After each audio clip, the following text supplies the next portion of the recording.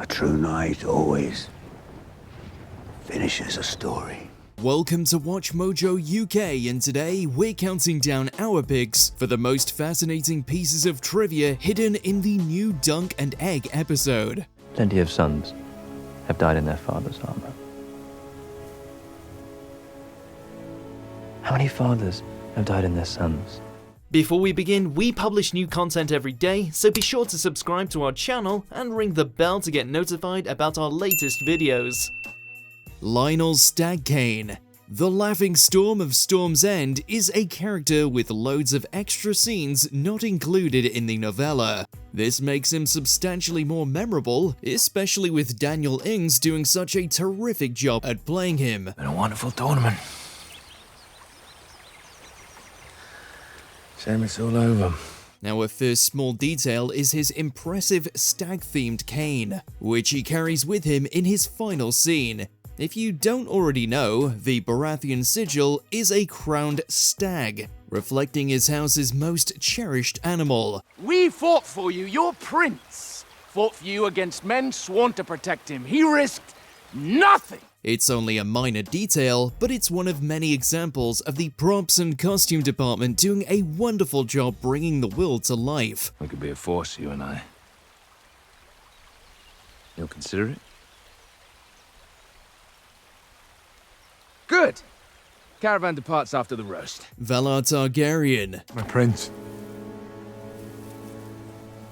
Your father, he was a great man.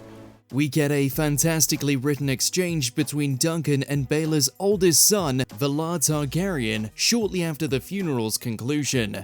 The dialogue in this scene is almost identical to the novellas. We've only seen Valarr a couple of times before, with him fighting in Episode 2's tourney, but despite his small role, he became unforgettable. Hey, who's that? Prince Valarr, Baelor's son. Second in line to the throne. He's the favorite, I'd wager. He's one of Baelor's two children, the other being Maekar, who isn't featured in this series. Valarr could become important going forward as the first son of the king's first son has a stronger claim than his uncles like Maekar. You may remember this being an important plot point in young Griff's story in A Dance with Dragons, so it could become relevant in the future, but we won't spoil. He had in him to be a great king. The greatest since Aegon the Dragon.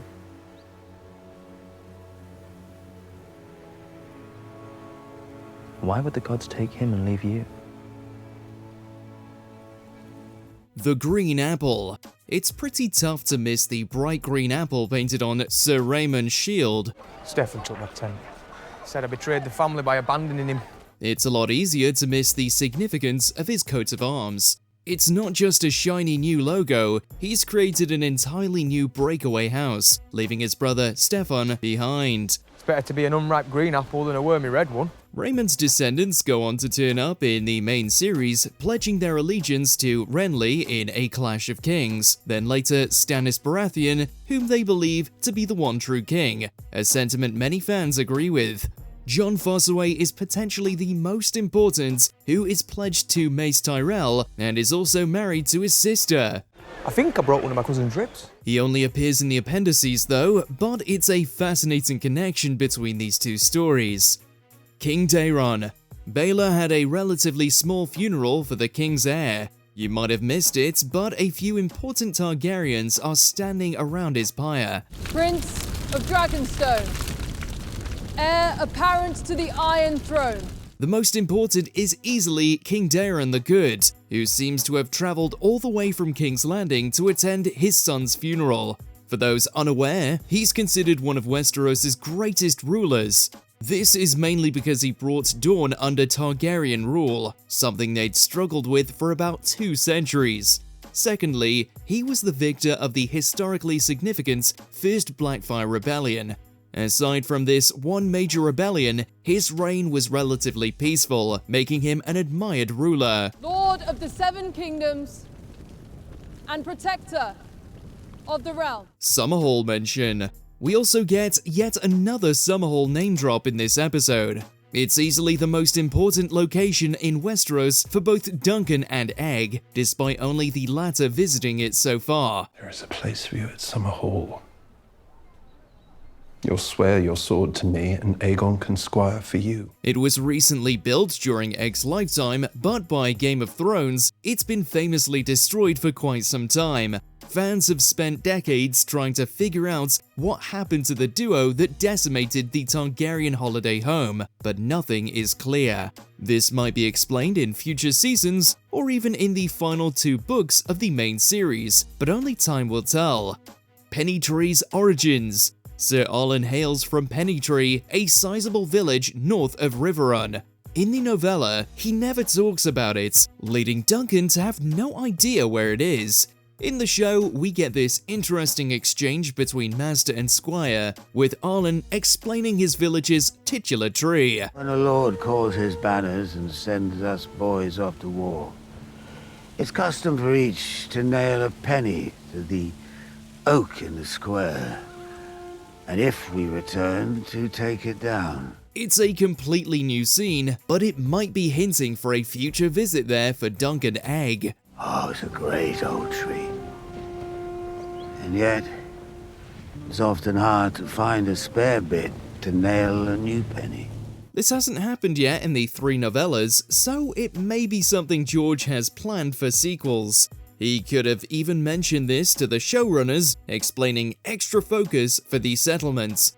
Until now, the most we've seen of it was in one Jaime chapter in A Dance with Dragons. And that's why they call it the Pennytree. Duncan's knighthood. It's unclear whether this conversation between Duncan and the late Sir Arlen was a dream or a memory. It becomes extra noteworthy when Duncan asks his master why he was never knighted. Why did you never knight me?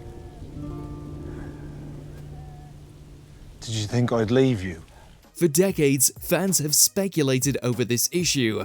The topic hasn't been fully fleshed out in the novellas yet, but the show has begun to focus on it earlier. This makes it a lot more ambiguous than in the source material. He always meant for me to be a knight one day. As he was. Am I to be a knight one day, sir? As you are?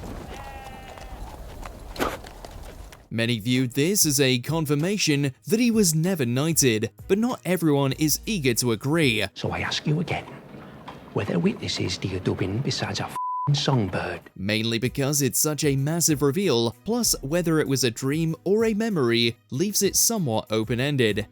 Aerion's journey east. There's a strong chance we won't be seeing Aerion Brightflame again following this episode. His father is sending him to Essos, but hasn't specified where. Assuming it stays true to the novellas, he'll be heading off to Lys. I'm sending Aerion to the east.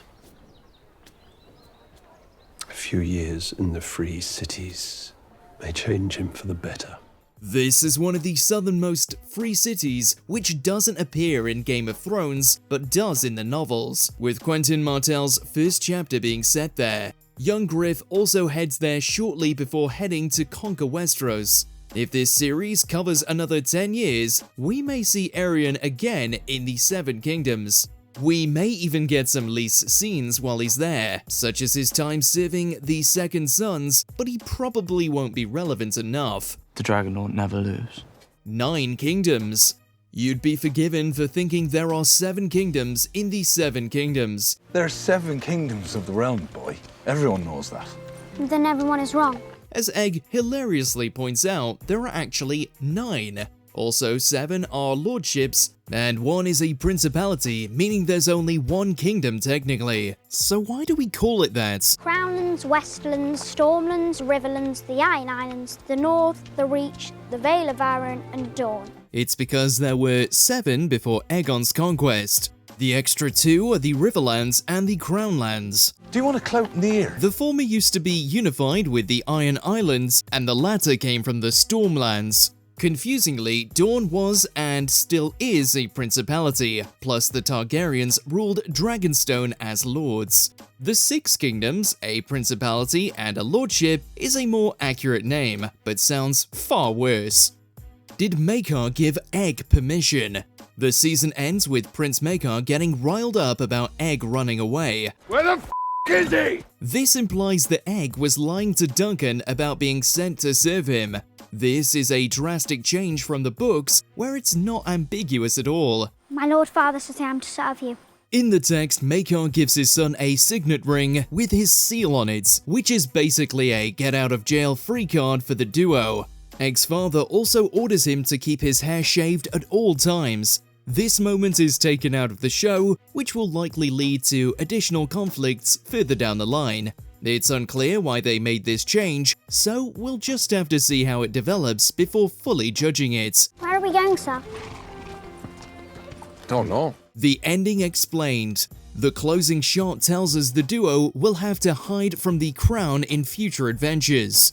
While Maekar hunts for his son, we see Dunk and Egg riding south towards Dawn, heading for Tansel the puppeteer. I've never been over the Red Mountains before.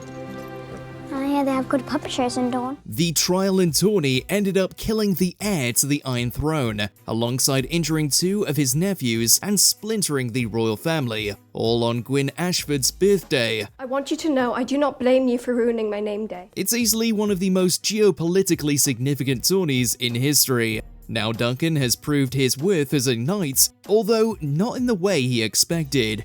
He will now look after Egg like Arlen looked after him, and together they're free to explore Westeros to their heart's desire.